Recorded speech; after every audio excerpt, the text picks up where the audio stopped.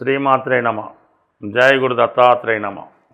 ఈ వీడియోలో మనం మకర రాశి వారికి ఆలస్యం వివాహం అవడానికి కారణం ఏంటి, వివాహం తర్వాత భార్యాభర్తల మధ్య వస్తున్న విభేదాలకి కారణాలు ఈ వీడియోలో తెలుసుకునే ప్రయత్నం చేద్దాం.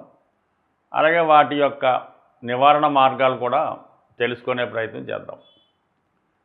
మకర రాశి అంటేనే సహజంగా జీవితంలో ప్రతిదీ కూడా సునాయాసంగా సాధించడం అయితే ఉండదు.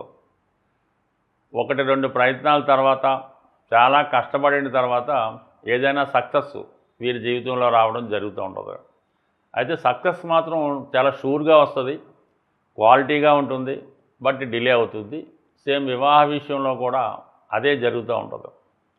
ఈ రాశి వారికి శని అధిపతి అవటం వల్ల సహజంగా రాశి యందు లగ్నమందు పాపగ్రహాలున్నా, నవాంశ లగ్నమందు పాపగ్రహాలున్నా జాతకుడు వివాహం మీద ఆసక్తి చూపకపోవడం, ఆలస్య వివాహం జరగడానికి కూడా ఇది ఒక కారణం అవుతూ ఉంటుంది. అయితే మకర రాశి వారికి సప్తమ భావం కర్కాటక రాశి, దానికి చంద్రుడు రాశ్యాధిపతిగా ఉంటాడు. ఆ కారణం వల్ల వీళ్ళకి స్థిరమైనటువంటి అభిప్రాయాలు, నిర్ణయాలు లేని జీవిత భాగస్వామి రావడం జరుగుతూ ఉంటుంది. వీళ్ళు కూడా జీవిత భాగస్వామిని ఎంచుకునే ప్రయత్నంలో సరైన నిర్ణయానికి రాలేకపోతూ ఉంటారు. ఈ కారణం వల్ల కూడా వీరి జీవితంలో వివాహం ఆలస్యం అవడం జరుగుతూ ఉంటుంది. మకర రాశి వారికి ఆలస్య వివాహాలే కలిసి రావడం జరుగుతూ ఉంటుంది. ఎర్లీ మ్యారేజెస్ ఎప్పుడూ కూడా కొద్దిగా ఇబ్బందులతో కూడుకొని ఉండడమే జరుగుతూ ఉంటుంది. అయితే ఈ మకర రాశి వారు ఎట్టి పరిస్థితుల్లో కూడా సింహరాశి అమ్మాయిల్ని, అలాగే కర్కాటక రాశి వారిని, అంటే ఇది ఇద్దరికీ వర్తిస్తూ ఉంటుంది. ఏదైనా సింహరాశిలో ఉన్నవారు కర్కాటక సింహరాశి వారిని ఈ మకర రాశి వారు వివాహ విషయంలో బాగా ఆలోచించి వివాహం చేసుకోవాలి తప్ప తొందరపడి ఈ రెండు రాశుల మధ్య వివాహం జరిగినప్పుడు, అంటే మకరం కర్కాటకం, మకరం సింహం, ఇది గ్రహమైత్రి ఉండదు, కష్టాష్టకాలు వస్తూ ఉంటాయి.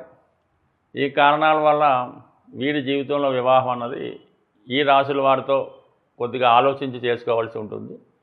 చేసుకోకుండా ఉంటేనే మంచిదని చాలామంది అభిప్రాయం. ఇప్పుడు చంద్రుడు సప్తమాధిపతి అవటం వల్ల, చంద్రుడు పాపగ్రహాలతో కలిసి ఉంటే మరి వివాహం ఆలస్యం అవడం జరుగుతూ ఉంటుంది. అంటే శనితో కలిసి ఉన్న, కుజుడితో కలిసి ఉన్న, రవితో కలిసి ఉన్న, లేదంటే రాహుకేతువులతో కలిసి ఉన్న, ఏదో విధంగా సంబంధాలు దగ్గరగా రావడం, మిస్ అవ్వడం జరుగుతూ ఉంటుంది. అదే చంద్రశుక్రులు చంద్రగురులు కలిసినప్పుడు వివాహం అన్నది కరెక్ట్ టైంకే జరుగుతుంది. అయితే చంద్రశుక్రులు వీరి జీవితంలో కలిసి ఉంటే వివాహం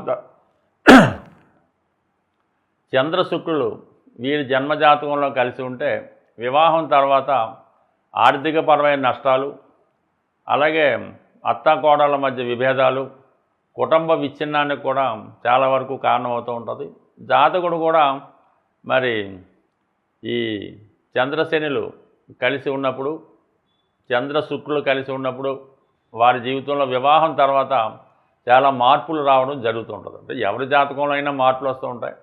ఎస్పెషల్లీ ఈ మకర రాశి వారి జీవితంలో వివాహం తర్వాత చాలామందికి విదేశీయానం కానీ, దూర ప్రాంతంలో ఉద్యోగం రావడం కానీ, ఈ విధంగా వాళ్ళు తల్లిదండ్రులకి, సొంత కుటుంబానికి దూరంగా ఉన్నప్పుడే వారి జీవితంలో స్థిరపడి ఉండడం జరుగుతూ ఉంటుంది. బట్ ఏదైనా మకర రాశి వారి వివాహ జీవితంలో వారి యొక్క వివాహానంతర జీవితం వారి జన్మజాతకంలో ఉన్నటువంటి చంద్రుని బట్టి, శుక్రుని బట్టి ఆధారపడి ఉంటుంది. శుక్రుడు ఎంత బలంగా ఉంటే అంత గౌరవప్రదమైనటువంటి కుటుంబం నుంచి భార్య రావడం జరుగుతూ ఉంటుంది. చంద్రుడు ఎంత బలం ఉంటే అంత హోదా కలిగినటువంటి భార్య రావడం జరుగుతూ ఉంటుంది. శుక్రుడు గురువుతో కలిసి ఉంటే చాలా అందమైనటువంటి, చదువుకున్నటువంటి, సాంప్రదాయాలు కలిగినటువంటి భార్య రావడం జరుగుతూ ఉంటుంది. అదే శుక్రుడు కేతువుతో కలిసి ఉంటే, ఇది సాంప్రదాయాలు అయినప్పటికి కూడా భార్యకి అనారోగ్యం వల్ల కానీ, అతి దైవభక్తి ఆచారాల వల్ల కొంతవరకు దాంపత్య జీవితానికి దూరంగా ఉండడం జరుగుతూ ఉంటుంది.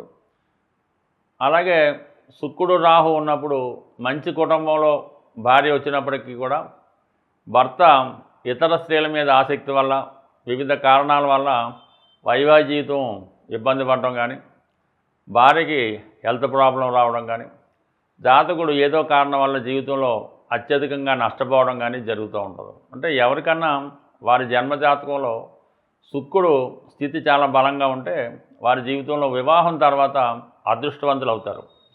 అదే శుక్రుడు వీక్గా అంటే బలహీనంగా ఉంటే వివాహం తర్వాత సమస్యలు స్టార్ట్ అవ్వడం జరుగుతూ ఉంటుంది. అంటే ఎవరి జాతకంలో అయినా శుక్రుడు వివాహం తర్వాత యాక్టివేట్ అవ్వడం జరుగుతూ ఉంటుంది. దానివల్ల అంటే వాళ్ళ వివాహ జీవితం ఆధారపడి ఉంటుంది.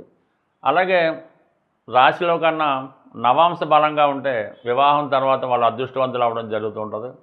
అదే రాశి కన్నా నవాంశ బలహీనంగా ఉంటే వివాహం తర్వాత వాళ్ళు డౌన్ఫాల్ స్టార్ట్ అవ్వడం జరుగుతుంటుంది.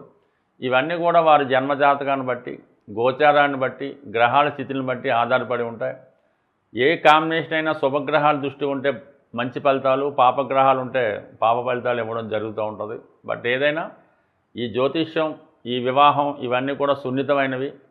సరైనటువంటి శాస్త్రజ్ఞులను సంప్రదించి సరైన నిర్ణయాలు తీసుకుంటే బాగుంటుంది. బట్ ఎంత వివాహం సరైనటువంటి నిర్ణయం తీసుకున్నాం, ముహూర్త బలం కూడా సరిగ్గా లేనప్పుడు మరి ఆ వివాహం కూడా సరిగ్గా సక్సెస్ కాకపోవడం జరుగుతుంటుంది. కాబట్టి వివాహ పొంతన ఇంపార్టెంటు, వివాహ ముహూర్తం ఇంపార్టెంటు. ఇవన్నీ జాగ్రత్తగా చూసుకుంటే చాలా వరకు కొన్ని సమస్యల నుంచి పరిష్కారం లభిస్తుంది. వివాహం తర్వాత అనుకూలంగా ఉండాలన్నా, వివాహం తొందరగా కావాలన్నా స్త్రీలకి ఎప్పుడూ కూడా వాళ్ళు నిత్యం వారు చేసే ఈ స్నానం చేసినప్పుడు ఆ స్నానం చేసుకునే వాటర్లో కొద్దిగా పసుపు కలిపి స్నానం చేయడం వల్ల, అలాగే ఏదైనా దైవ దర్శనానికి టెంపుల్స్కి వెళ్ళినప్పుడు సాంప్రదాయ దుస్తులు ధరించడం, ముఖ్యంగా 2 చేతులకు కూడా గాజులు అంటే మట్టి గాజులు ధరించడం, అలాగే నుదిటిన సింధూరం, కాళ్ళకి పట్టీలు ఇవి ధరించడం వల్ల వారి జీవితం ఆనందంగా సంతోషంగా ఉంటుంది. తొందరగా వివాహం జరుగుతుంది. వివాహం తర్వాత కూడా అనుకూలంగా ఉంటుంది. అలాగే మగవారు కూడా సాంప్రదాయంగా ఉంటూ ప్రతిరోజు సూర్య నమస్కారం చేసుకొని ఆదిత్య ఉదయం చదువుకుంటూ హనుమాన్ ఆలయం దర్శించడం, హనుమాన్ను పూజించడం, బ్రహ్మచర్యాన్ని పాటించవలసి ఉంటుంది. 100% వివాహం జరిగేంత వరకు కూడా బ్రహ్మచర్యం పాటిస్తే వారి జీవితం వివాహం తర్వాత మోస్ట్ సక్సెస్ఫుల్గా ఉండడం జరుగుతూ ఉంటుంది. ఇది సాధ్యం అసాధ్యం నాకైతే తెలియదు, కానీ ఇరువురికి తొందరగా వివాహం జరగడానికి ఒక అద్భుతమైనటువంటి రెమెడీ చెప్పడం జరుగుతుంటుంది. సుమారుగా ఒక 25 సంవత్సరాలుగా నేను జ్యోతిష్ శాస్త్రంలో ఈ పరిహారం ప్రతి ఒక్కరికి వివాహం కాని వారికి చెప్తూ ఉంటాను. ఇంచుమించుగా ఇది మాకు అవ్వలేదు అని ఒకళ్ళిద్దరు కూడా నాకు వచ్చి చెప్పినట్టు గుర్తయితే లేదు. అటువంటి గొప్ప రెమెడీ. అంటే దీంట్లో శ్రద్ధ ఇంపార్టెంటు, నమ్మకం ఇంపార్టెంటు. అప్పుడే మాత్రం ఈ ఫలిస్తుంది. ఇది చాలా సింపుల్ రెమెడీ. ఒక 8 మంగళవారాలు సెలెక్ట్ చేసుకోవాల్సి ఉంటుంది. మనం ఏదైతే ప్రారంభిస్తామో మంగళవారం, ఆ మంగళవారం రోజు ఎవరైతే సాధకుడు ఉంటాడో అది వారికి సాధన తార అయి ఉంటుంది. ఆ సాధన తార వచ్చిన రోజు మంగళవారం అయి ఆ రోజు ఈ 8 వారాలు చేయవలసి ఉంటుంది.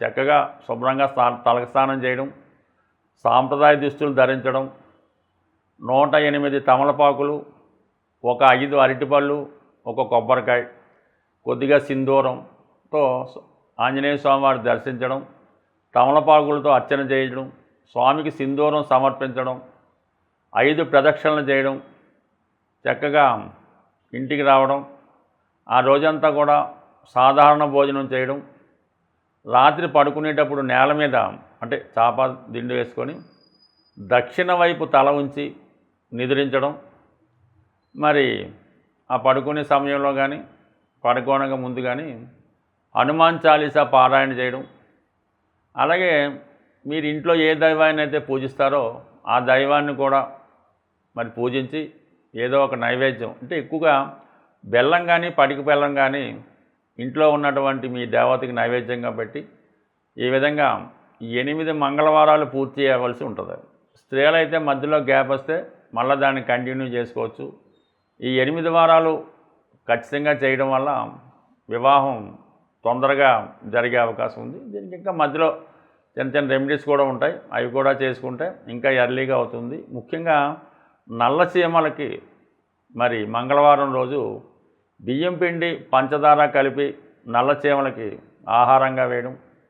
మరి రాహు ప్రభావం ఎక్కువగా ఉంటే బార్లీతో తయారు చేసినటువంటి చిన్న చిన్న అంటే బార్లీ పాలు కలిపి చిన్న చిన్న ఉండలుగా తయారు చేసి చెరువులో ఉన్నటువంటి చేపలకి ఆహారంగా వేయడం వల్ల తొందరగా వివాహం జరిగే అవకాశం ఉంది. స్వస్తి.